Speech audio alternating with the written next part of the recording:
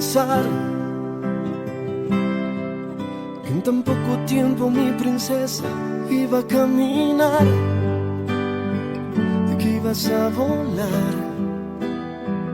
Si hace 15 años te tenía en mis brazos y te vi llegar.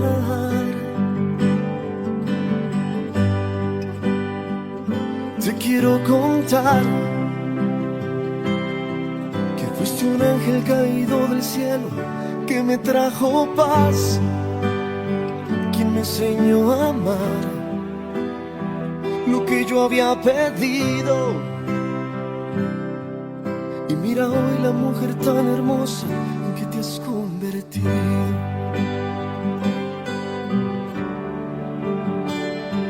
Hoy que abres tus alas, quisiera ponerle brillos para verte a la distancia y que ilumine tu camino y mi bendición marcada para que no te falte nada, para que no te pase nada.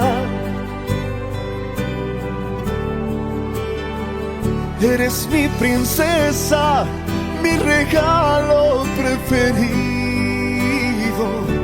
Hoy en tu cumpleaños le agradezco al ser divino por traerte aquí a mi lado. Y te juro, corazón, que nunca soltaré tu mano.